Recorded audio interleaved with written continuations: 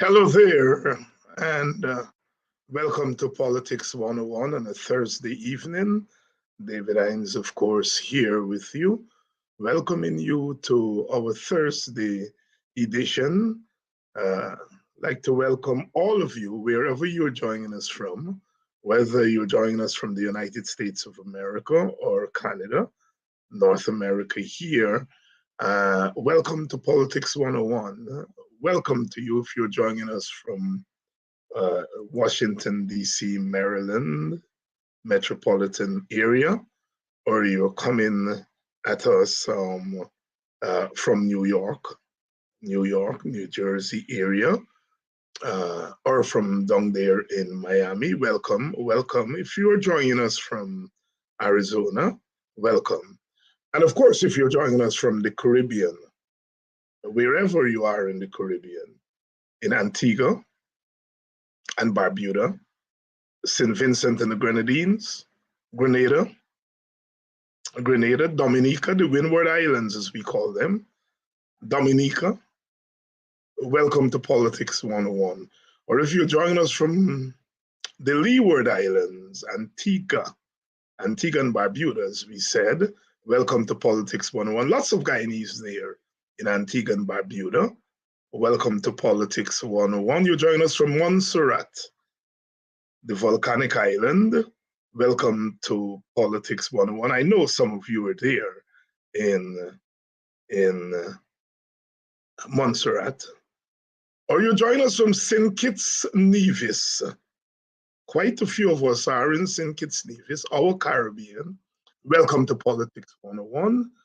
Welcome, welcome, welcome. You're joining us from the British Virgin Islands or the US Virgin Islands, St. Croix, St. Thomas, etc.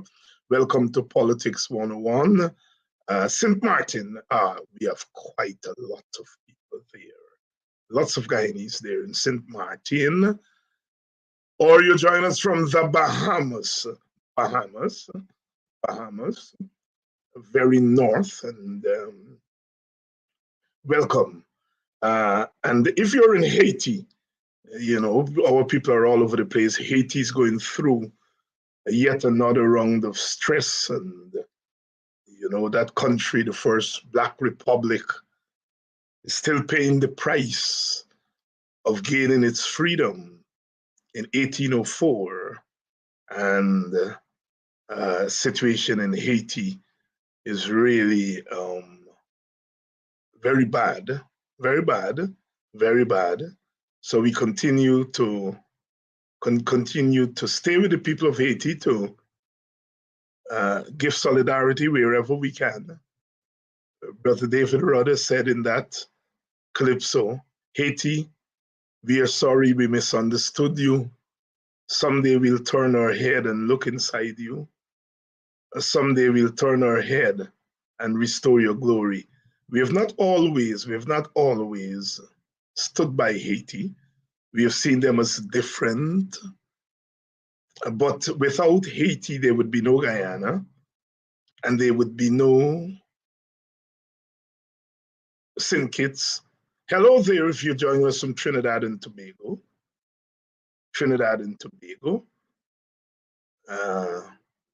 Our sister island, perhaps in terms of demographics, Trinidad is more similar to Guyana than other island states in the Caribbean. Welcome if you join us from Barbados. I know we have lots of Barbados-based listeners out there in Bar, BIM, and we have a lot of relationships with Barbados. You know, at the end of slavery, when indentureship was introduced, there were Barbadians who came to Guyana as indentured laborers, so that our fellow ex-enslaved people, Barbadians, came to Guyana to work as indentured laborers. And my own family lineage can be traced to Barbados, and so therefore similarity between Barbados and Guyana. I'm amazed all the time whenever non-West Indians, or even West Indians, and they hear my accent, and they can never say Guyana. They always say, you sound Barbadian. And to me, we are so different in terms of our accent from Barbadians. But I've been to Jamaica, and Jamaicans would not guess that I'm Guyanese. They would always think I'm Barbadian. Then they may go to Antigua, never Guyana. There is something about the Guyanese accent that a Jamaican folklorist, Tony Lang, when I went there to Jamaica 20 odd years ago, and he was the guide. I was there as part of a television team. And Jamaicans could never figure out that I was from Guyana. And he said, you know, Dr. Hines, the reason they can't figure it out is because you have a Caribbean accent. You Guyanese have a Caribbean accent, in that apparently we bring together all the different strands of the Caribbean in our accent. So while it's easy to figure out a Jamaican or a Trinidadian, you know, that sing-song Trinidadian thing done with the oi and Jamaican with that Jamaican patois. And the Eastern Caribbean islands, somewhere there close to Trinidad, but Guyanese, they have a hard time. So Tony Lang said, we have a Caribbean accent, and we seem to bring all of it together. You know, it's such a beautiful song that I would listen whenever I'm in New York or Washington, D.C. or Miami, where we West Indians rub up together, mix up together. And you go in a place and you have West Indians there from the different islands, and you hear the different accents all in one place. Beautiful song, beautiful song. I was amazed when I went to St. Kitts to find that St. Kitts and Guyanese, in terms of our words, are very similar. That S word, cuss word that we use, the S1, only in St. Kitts. The other islands use it as a C word. And in St. Kitts, I jump when I hear the Kittitians carry you, S word. You know, but the Trinidadians would do the S word. And when you do the research, you found that Barbados, Guyana, and the St. Kitts were the headquarters for the British in terms of the sugar industry. And so apparently there was a lot of traffic with palm boilers and so on moving in between those three islands. And so this similarity in words between Kittitians and Guyanese. Hello, welcome to Politics 101,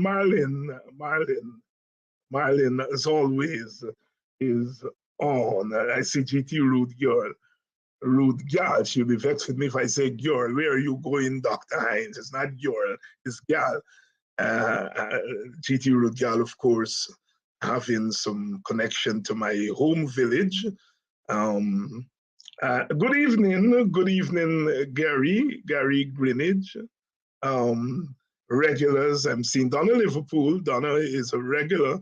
I think Donna is out there in is it Paramaribo, French Guyana. But welcome. And if you're joining us from Guyana, welcome, Ingrid King is on with us. I'm trying to figure out where is the Ingrid King from my village. You know, sometimes I've come across so many David Hines. I went down to North Carolina, and there was a Guyanese David Hines living in North Carolina a few years ago.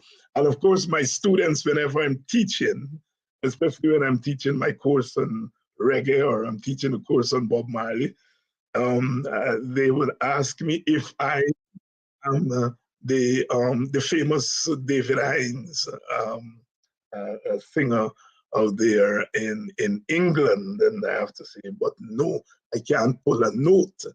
No, not at all. Ingrid King, I know there's an Ingrid King from Buxton, but Ingrid King here could be June Cameron. Good evening. Good evening to Glycis Mingo. Glycis Mingo, June Chase. Welcome. Welcome to Karen Gittens. I know Karen is a regular. Atola Adams. Welcome. And of course, the ever-present and effervescent Denise Booker, my sister,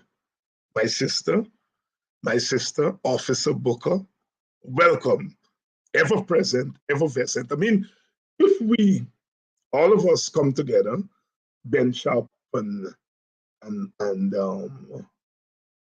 Duncan and Hines and Burke, if you were to come together to give awards to regulars, Denise Booker would be right out there. Good evening, Desiree Simmons from out there in Maryland, Rockville. Good evening. Welcome to Politics 101.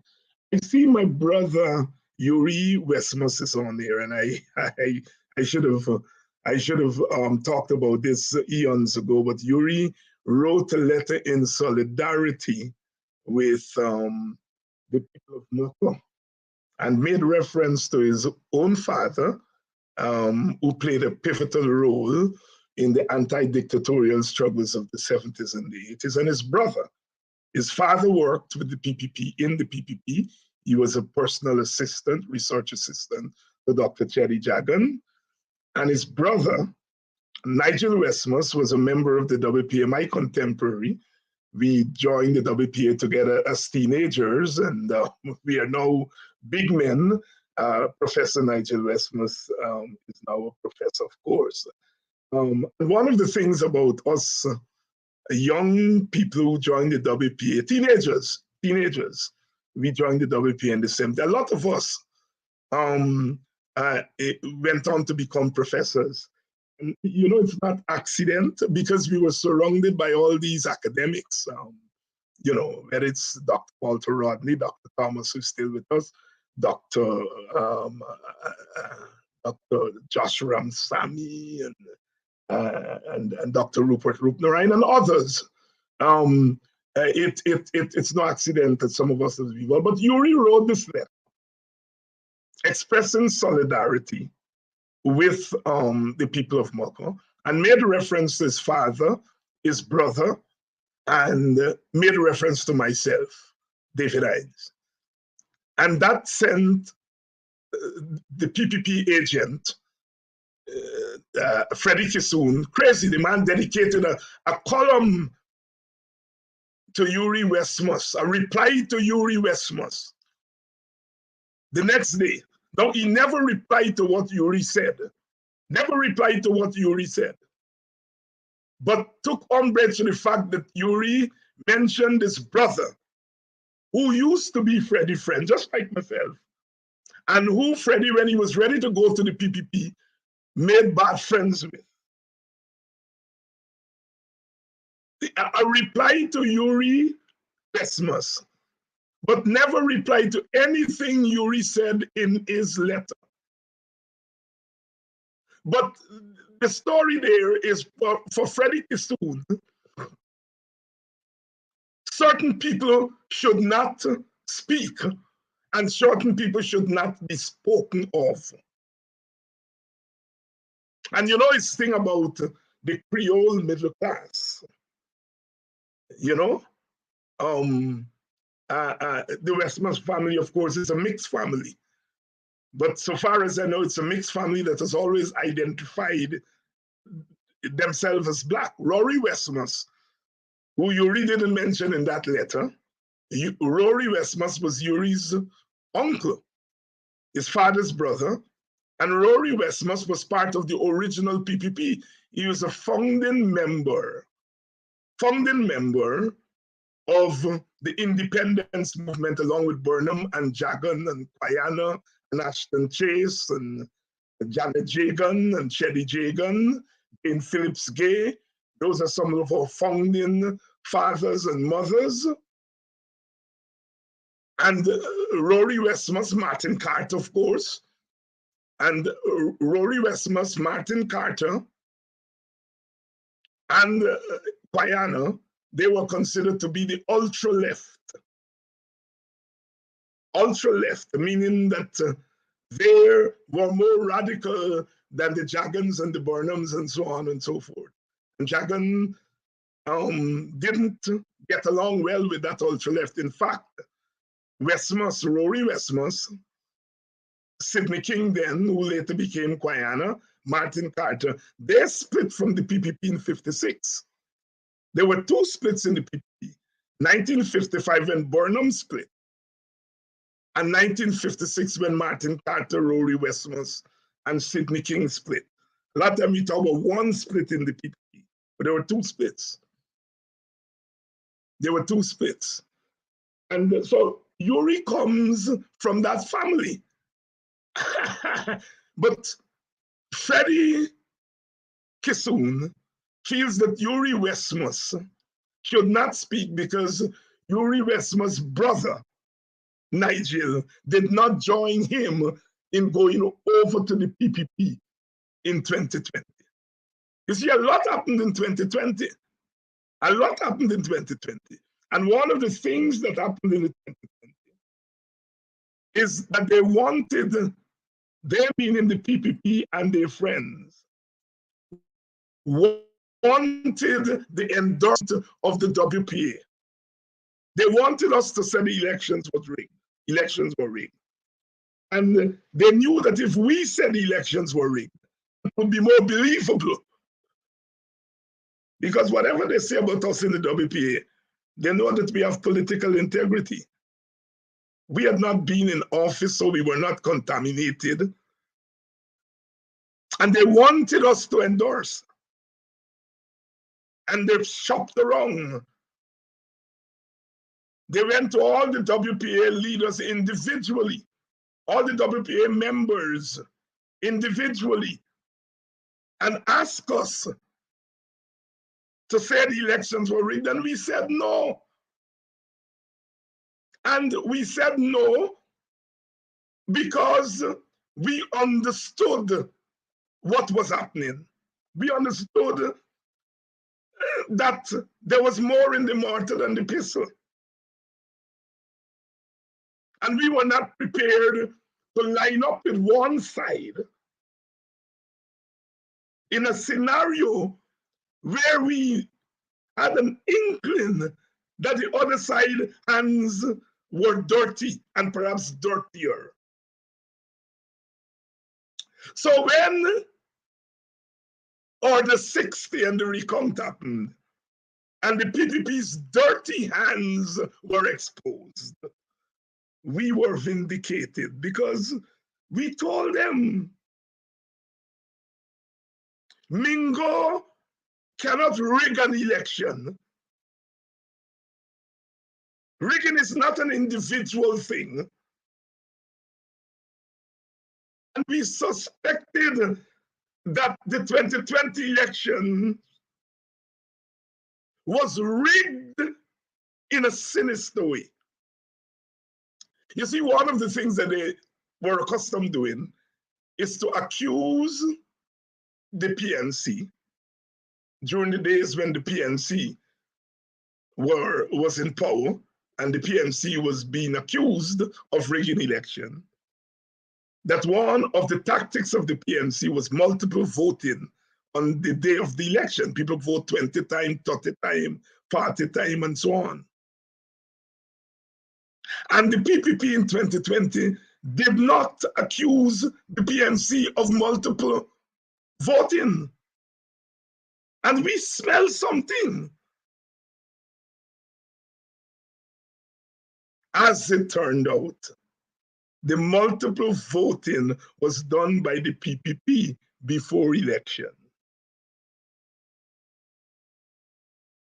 And so the PPP is mad at the WPA. Freddie Kissoon and all the acolytes are mad at us. They parade people on every program that Freddie Kissoon has. And one of the first things he does is ask people to condemn the WPA. How can those people, look how they've changed. We have not changed. We have not changed. But we did not go along with the scheme. And they wanted our endorsement. As much as they will curse us, they wanted our endorsement. They wanted that endorsement and we didn't give it to them. They're angry at us. The Stop-Look News doesn't carry our press releases as news. They may carry it as letter. Kaito News doesn't carry WPA press releases. We are blacked out from the media. Because all of them, Stop-Look News, Kaito News, all of them were in bed with the regime change. All of them were in bed with the regime change. Some of them are beginning to regret the regime change. Of course, the Americans have said, well, we were part of the regime change. I'm putting it in my own words. But now we have taken a different view. We are saying the elections were disputed. That was the WPA position, that the elections were disputed. The PPP said they saw Mingo rigging or attempting to rig. Attempt, because they're in power. If Mingo had rigged, they would not be in power. So they said, we're charging Mingo with attempting to rig, manslaughter. But the recount showed the PPP rigging 48 boxes, no documents. Thousands of people voted when they were not in the country. That's not attempted rigging. That's rigging. So if charges are to be laid, most you can lay manslaughter, attempted murder on the coalition. But on the PPP is murder. Murder, she wrote. Not attempt anything. That is why they don't want the petition. Good evening to my brother Ali Majid, WPA stalwart, our historian, local government expert. Good evening, my brother. Good evening, Orma Holder. Good evening, Patricia Kissoon. Good evening, Dennis McKenzie. Good evening to you. Good evening to you. So that's the story there. That's the problem. That's the quarrel. You see, we live in a society that is bifurcated. You know, you either PPP or PNC, and you're nowhere in between. But there are people who are not in the PPP or in the PNC who have played important roles in our politics. And when they commit their crimes, as the PPP did in 2020, and they want people to help cover up their crime, they come to us. And we told them no. Jamaicans said, no, sir. Guyanese said, no way, Jose. We are not doing it. Mr. Morgan, good evening. Mr. Morgan out there, number 54. I hope to come up to the quarantine, Mr. Morgan. So you'll have to get busy and organize a few meetings in quarantine because I'm coming there next month. Are we in February yet? Well, we're getting there, but I'm coming there in a couple of weeks. So, Mr. Morgan, please get busy. And, you know, I want to do, when I come up there on a Sunday, and with my colleagues from the WPA, we want to do 2-3 meetings in one day. So you have to get busy, Mr. Morgan. have to come to 52, of course, and um, but please get busy because we want to cover quite a few meetings in that part of Guyana. Good evening and welcome to Politics 101 on Thursday evening. And it's always so wonderful to have you all on that we can chat about these things. You know, have you all realized that two words, one called development and the other one called transformation, is being used by the PPP and their acolytes a lot?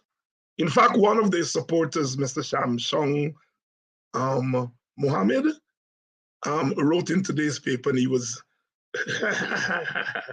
raising the question of that word, transformation. You know, the PPP goes in to a community and they repair two bridges, and they say, we are bringing development to the people.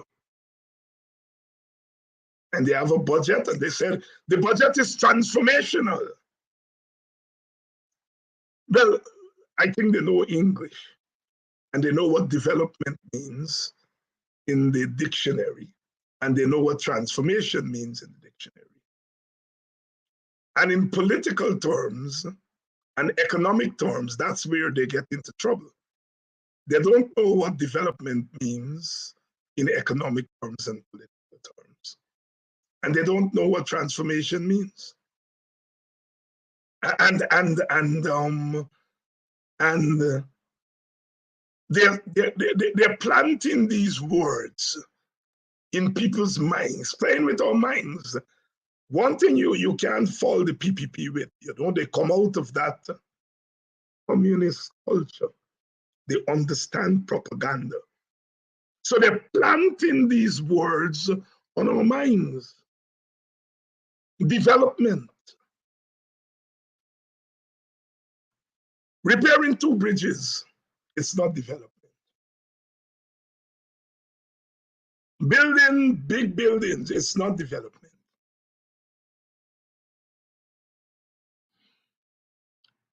If those things lead to an improvement in the quality of life of the people, then it becomes development.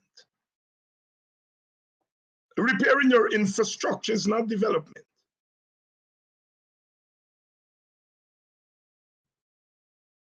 If repairing your infrastructure leads to a better quality of life of your people, if repairing your infrastructure leads to better wages for your people, if developing your infrastructure means that people don't have to stand up on the road early in the morning and to pack themselves up in those minibuses that go more fast than an airplane. If you bring in forms of transportation that leads to road safety, then you are beginning to talk about development.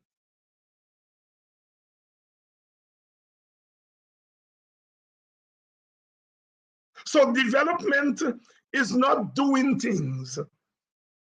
It's whether those things that you have done lead to an improvement in the lives of the people.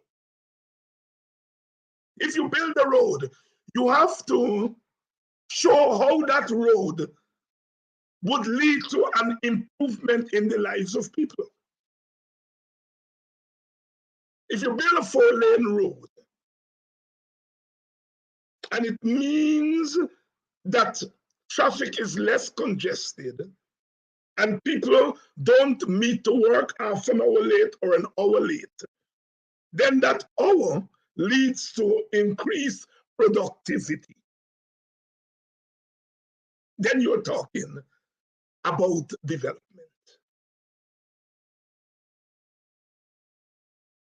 If you build an airport And the airport is so well equipped that airlines from all over the world are coming to your airport. What it means is that more airlines, more competition, lower prices for people who are traveling. Then you're beginning to talk about development. Because if you're able to buy a ticket from New York to Guyana for $400 instead of $1,000, then that $600 that you're saving, you take it to Guyana and you inject it into the Guyanese economy. Or you contribute to your families trying to build their house or repair their homes. Then you are beginning to talk about development. But if you build a four-lane highway and you don't pay attention to what that means for road safety, and your road fatalities are going up, then that's not development. Killing your people is not development.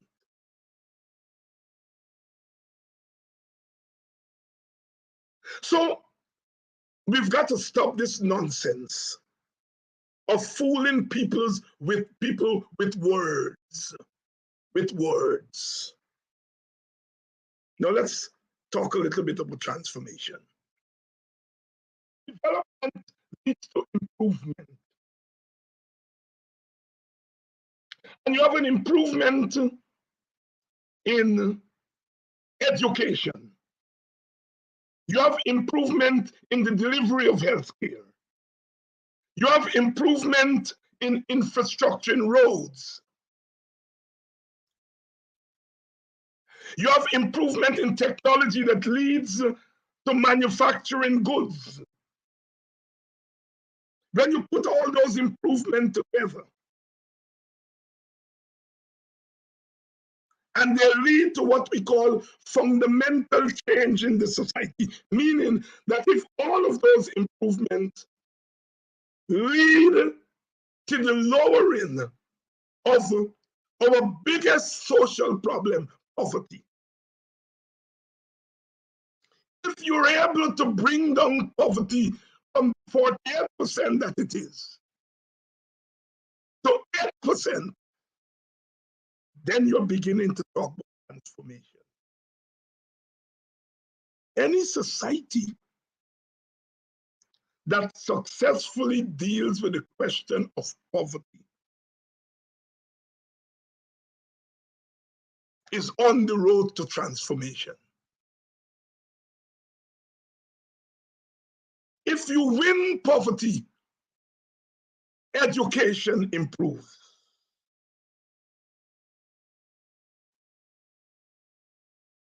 If you win the battle over poverty, the health of your people improves.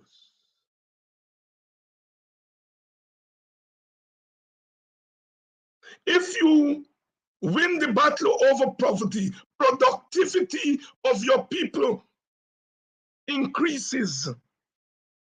People are much more skilled.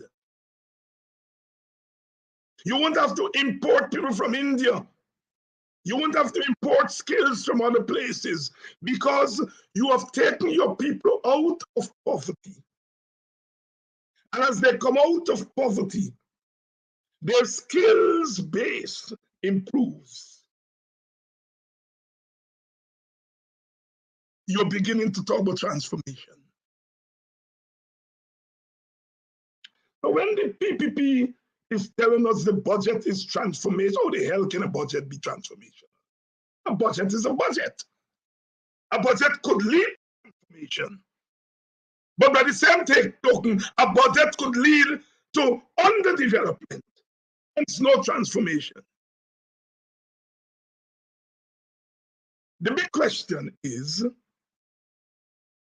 the highest GDP, one of the highest GDP in the world, but one of the highest rates of poverty. How can a high GDP and poverty coexist in the same place. Why? It means that the GDP is reflective of growth. But if there is 50% poverty, that growth is not reflected in 50% of your workforce. So the growth that you're talking about is really reflected in particular sections of the society.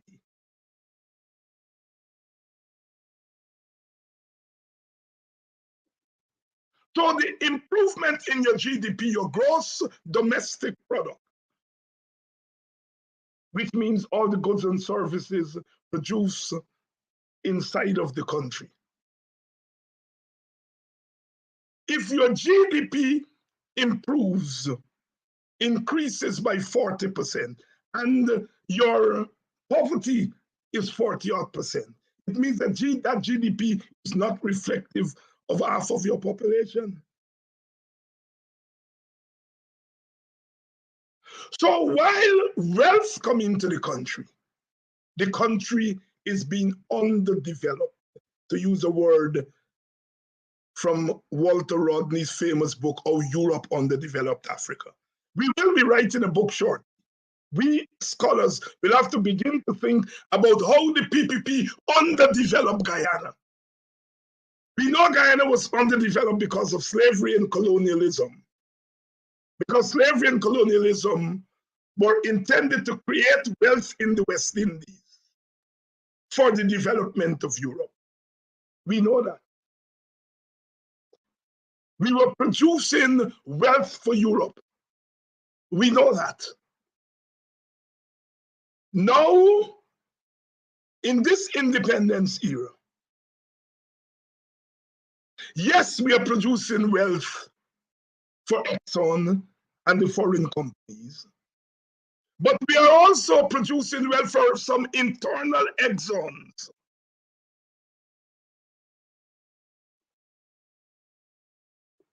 Some internal Europe. We are producing wealth for a small elite in the society. So that big GDP number that you're seeing there is really reflective of the big money for a small group of people.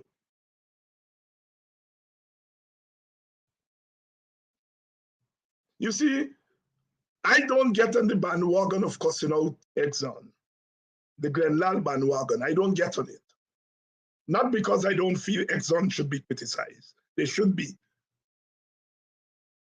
But a lot of those, not them, a lot of those who are fighting down Exxon, if that money that is going to Exxon were to come to Guyana, it's not coming to all you. It's not coming to poor people. The money that they're fighting Exxon down for a new contract, nothing is wrong with that. I support a renegotiated contract. I am in favor of that. But when we renegotiate the contract and we get more money, is that money going to be distributed among the masses of people so that we can get rid of that 50% poverty?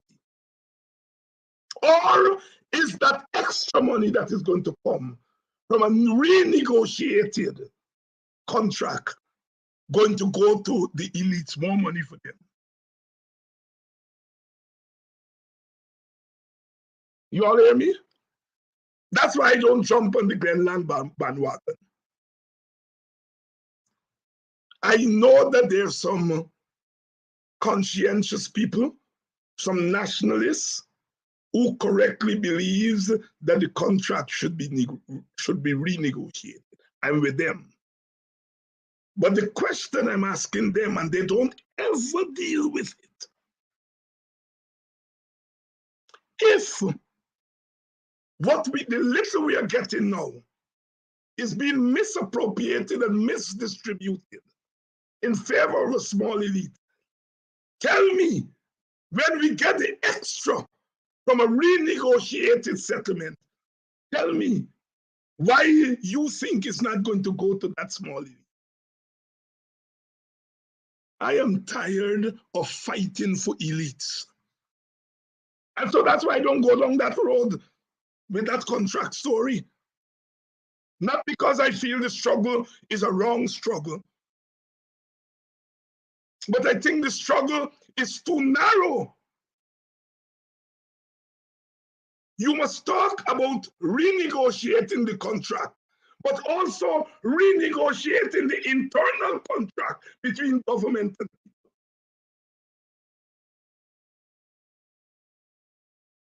When you begin to talk about the two together, I can join you.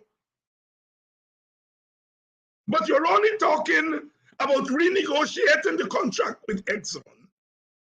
And we're not talking about renegotiating the contract between the PPP government and the people of Guyana. The poor people, the black people, the brown people. And you begin to put the two together because they're related.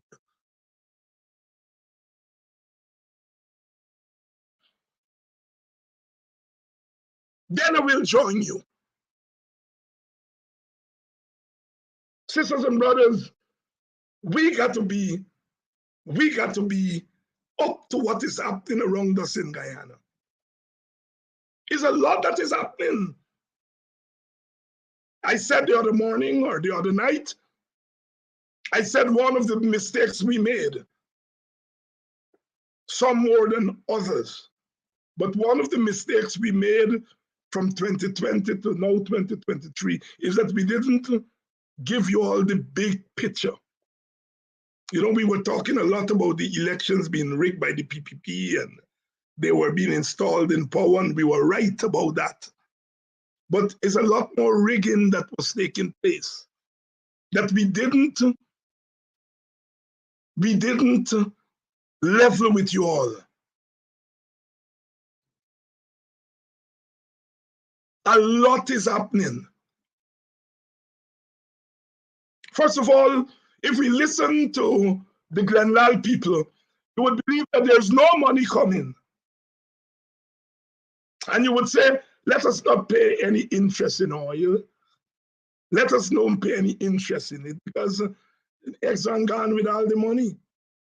And you turn your face, you turn your back. And by the time you turn your back, all the money coming in, and the PPP put it in the natural resource fund and put the people there.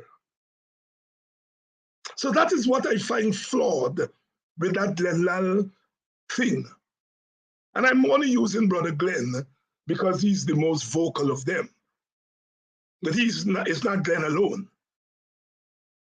It's that if you listen to them, you would believe that no money coming into the country. My God, $780 billion, and then I spent the money. Plenty money. And they only use up a part of the NRF. More money coming. The only economist in the country that predicted how much money we would get is Guy Thomas. And they were talking about a couple 100,000 barrels. He was saying, we gonna get a couple million barrels of oil. And that is up from his calculation. That is why he could have proposed that we would get enough to every year give our people at least 10% of the takings, take 10% of the takings that we will get from oil and give it to people as cash transfers. And he calculated 10% of what we would get would amount to $1,000 or thereabout, $1 million. And he was able to do that because he predicted correctly how much oil we were going to be lifting out of Guyana.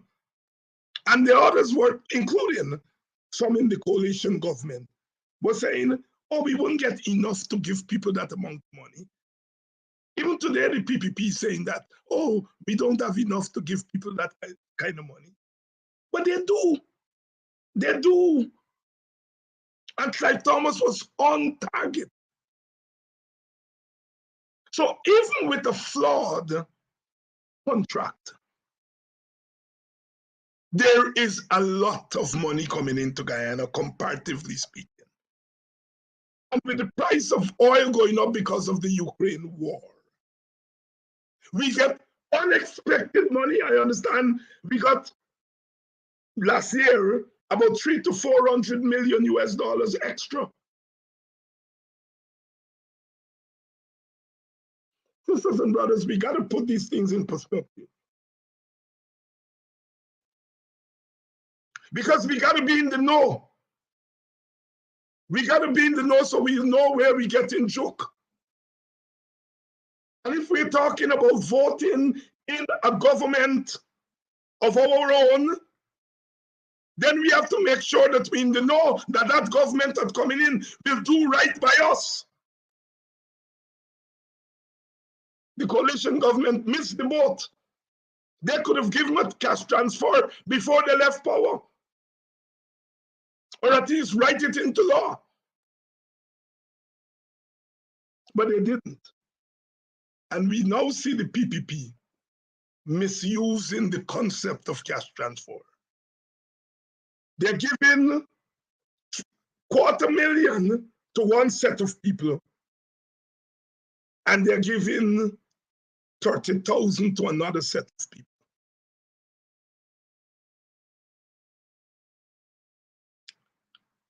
We are giving, you can't give me $30,000 and say because I care. When you give $250,000, then you can say to those people, because we care. A lot of you all Guyanese can do with $250,000 right now.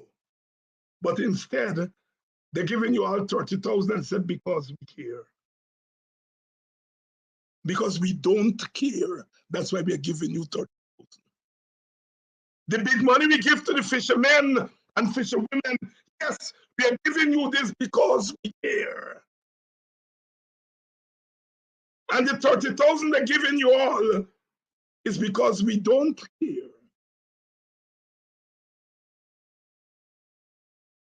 By the time you buy 6 pound, 3 pound a shallot, 3 pound a celery, at $30,000 done. When you give poor people the money they spend on rum and dope. Well, if you like rum and you like beer, by the time you buy goods, because man look after the belly first, woman look after the belly first. By the time you take that $30,000, 35, whatever they give in, and you look after your belly, you don't get nothing for rum, you don't get nothing left for beer.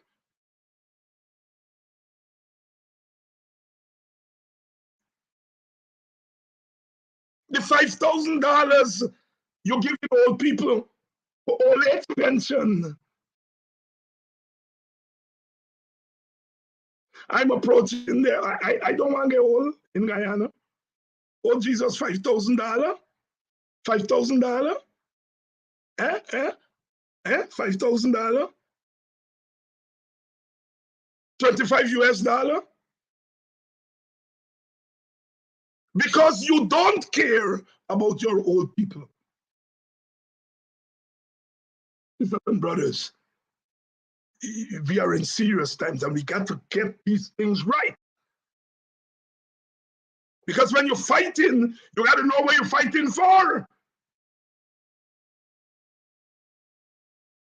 Good evening, Cheryl, my country girl. Cheryl Glenn, school teacher. She's teaching in Guyana, and I think I know she taught and perhaps still teaching there in New York. Good evening to you, Cheryl.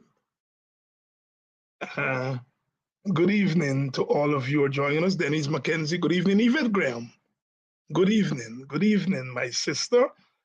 And, I feel so proud. The reason I feel proud is because when you come on to a program like this, you see equal division between men and women.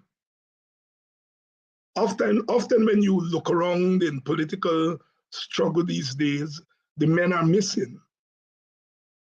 But on platforms like these, you see men and women. Good evening, George. Henry Rodney, the name of my famous late friend. As I was saying earlier, some of us have identical names. Good evening to you and welcome to Politics 101. My sister Lynette Zephyr, Imogen, Jeannie. Good evening. Good evening. I have known, we grew up together in Buxton, Lynette. We grew up together and we got closer when we all migrated to the United States, and we used to celebrate in Washington, D.C. Memorial Day weekend. It was a big to-do for Guyanese and Buxtonians, and my brothers and I, Brian and George and Richard, we all lived together. And our house was the headquarters when people come up from New York for Memorial Day weekend. And Lynette and her twin sister used to control. Should they run things? But in all those years, I never knew that these girls were political. I never knew Lynette was a political person. Because, you kind of having a good time and so on. And then over the last couple of years, you come to realize, well, wait a minute, this Lynette was political. We never saw it because we never talked much about politics. I mean, they all knew that I was involved in politics, but we never talked much. And then you now find out that people who you were talking to all the time were very political. And that is why I do not get into the business of fussing poor people if they don't come out on the streets to pick. I know I would like more people to come out. But we do not know how political people are and how committed they are to the struggle until there is cause for them to show politics. I would never believe that Harold Glenn was political. Boston, back in the day, the PNC and the WPA used to be ding dong. I would like to think that we in the WPA, we won Boston. I think it is the one village that the PNC surrendered to the WPA up to this day. And you would see Cheryl and them girls dress up going to school, and you would never know they're political. But we should have known better. How can politics be happening around you and you're not political? There was never a reason for them to display or demonstrate how political they are. You have to give people reason.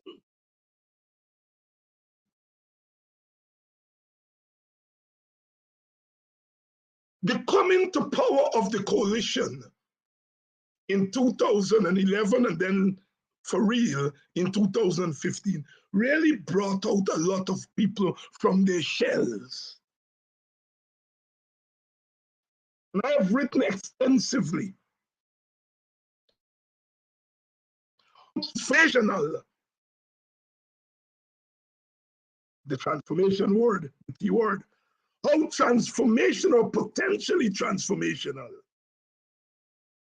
that election of the coalition in 2015 was.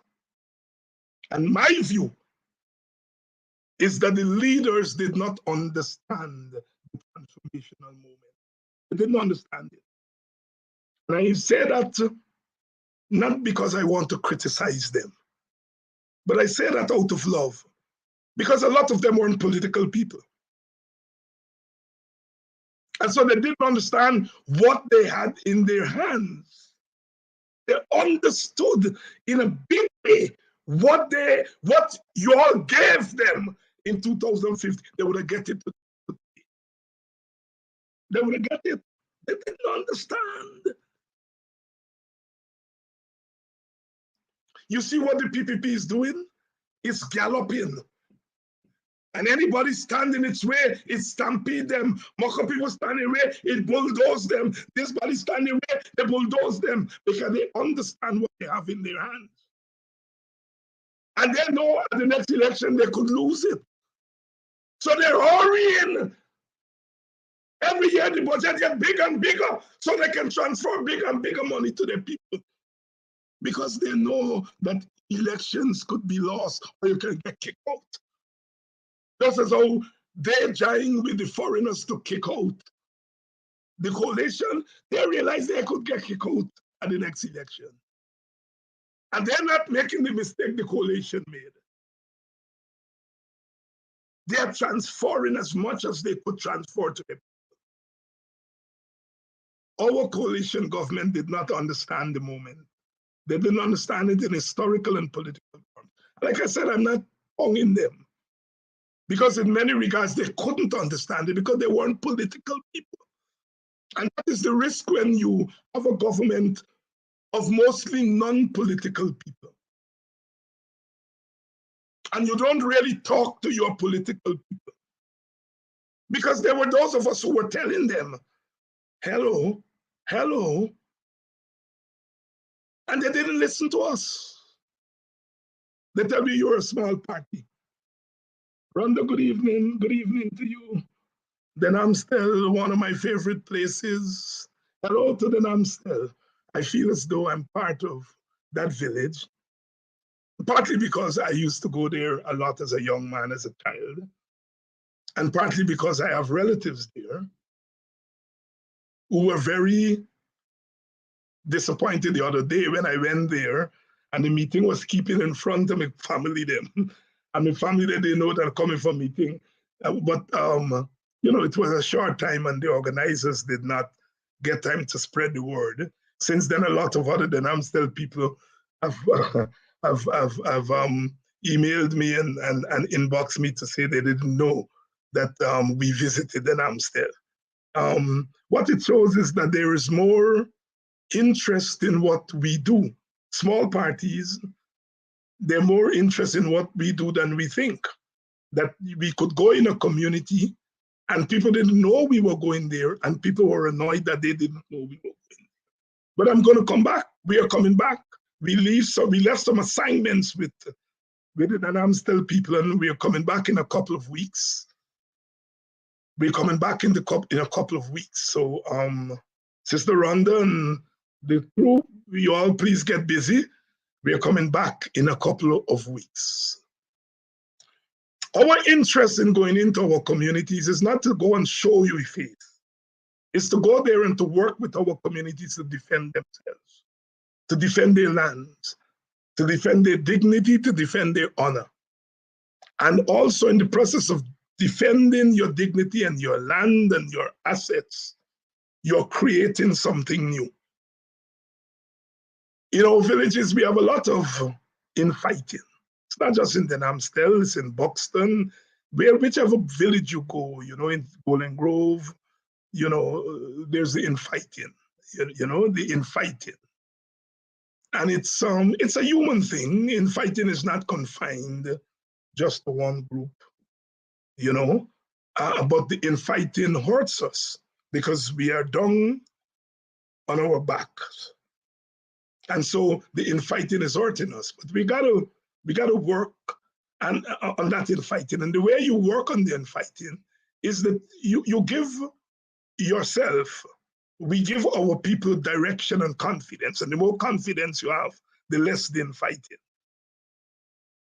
That is why I don't get into the business of kicking down the opposition. You know, I think mistakes are being made by the opposition. I feel so. But I am, you know, I have a constant battle with a brother on the Buxtonian Guyanese Morning Time, in which he says we are a colossal failure. And I agree with him that we have failed in many regards, but not colossal. Because to say we've been a colossal failure is to bring into question our ability as human beings to chart our way forward, to chart our way forward. So please, you are, which village you are, please make sure that you get on the calendar for our visit, coming into your communities, if only to come to listen to, for you to tell us what's happening. We know the general picture, but we want to know what's happening in Ithaca. We want to know how this deprivation, this dictatorship, how it's affecting people in Ithaca. We want to know. That's why we want to come to Ithaca. We want to come to West Bobis. I have not had time to come to West Bobis. I spent Emancipation Day in Belgium and I was so glad. But I want to come to the other West Bobis villages. You see, we've got to touch our people. And we intend to do that. You know, in our case, it's a matter of resources. I was mentioning the other day, you know, we don't have a party vehicle these days. We are trying to acquire one. We use our own resources to get around. Some of us, like myself, can be there every day. We have to come out to work. And when we get a break from work, we go in. You know? So we have challenges as small parties, and we need help. We need human beings. First, human beings to organize for us in the village. We don't have somebody in the village and, you know, to organize and get us there in the village. And let us begin this process. We have to remove the PPP. There's no doubt about that. We've got to remove them. The High Court is going to remove them for us. The Americans are not going to remove them for us. The ABC, Mia Motley will not remove them for us. We got to remove them.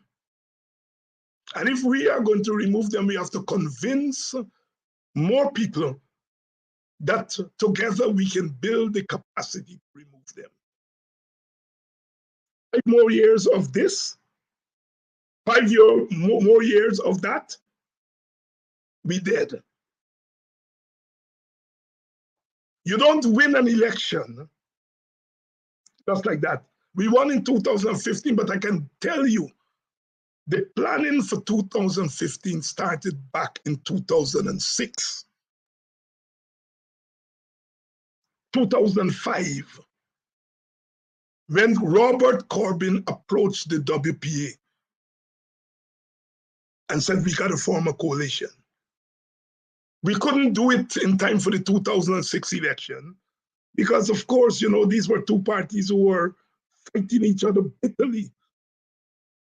And so we couldn't do it in time for the 2006 election. But by 2011, we were there. And in 2015, we won. The planning started in 2005.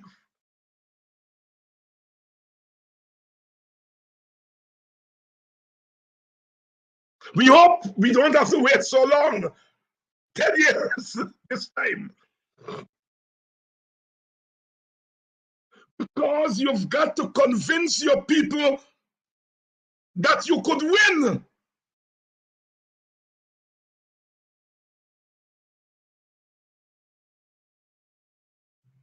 And that's what this work is about. That's what this work is about. So by God's grace and the encouragement of you, the ordinary people, the salt of the earth,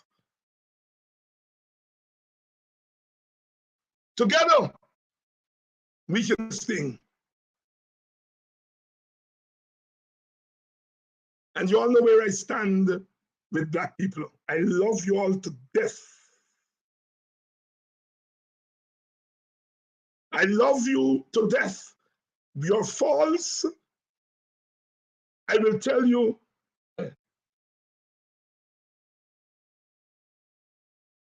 but history has taught us that we need some Amerindians and we need some East Indians. And we have Amerindians and East Indians on our side. They cannot afford to be as vocal as we are. The PPP terrorize Indian people in their communities. Who joined the other side, terrorize them. But we've got some silent Indian support, some silent Amerindian support. They will show their hands on the day of election. But the burden of taking us over the line, the burden of preparing the wicket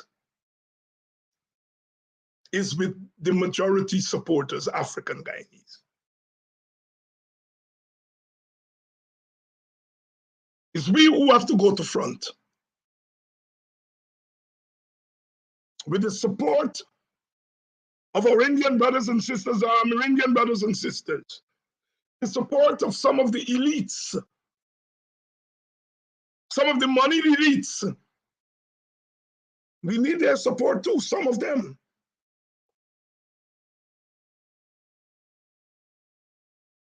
What we don't need is for them to give us money and want to control us. That is why we come to you, the ordinary people, to help us. And some of you have been helping. You know yourself. I don't have to call your name. You know yourself. You know yourself. This struggle from 2020 to now would not have gotten there without the support, material and otherwise, from some people. Being in the opposition is not easy, you know. Being powerless in an institutional way is not easy. Some days you're lonely, but then in the evening you come here among your people, and that loneliness wither away. Wither away. We're gonna do this thing together. We got to win this struggle. The enemy is at the door, maybe already peeping into your house. You gotta stop them. Get out! That's what we've got to do. We are in the slapping season. What the hell are you breaking down my door for?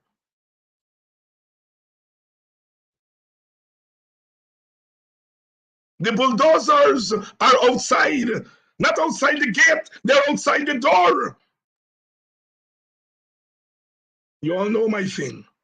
If bulldozers offend you, offend the bulldozers back. So we fight today so that tomorrow would be a better day. And tomorrow will be a better day. Every time I try to escape the slave master there with the dog and the whip, so I come back and I studying how to make a brilliant escape. And then one day, times change in many, many ways. And one day somebody said, free the bloody slave. Slinger Francisco, the mighty sparrow in a classic. I am a slave. Times change in many, many ways. And then one day somebody said, free the bloody slave.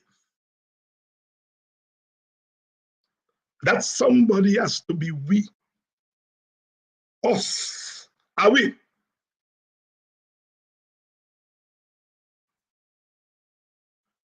We shall overcome.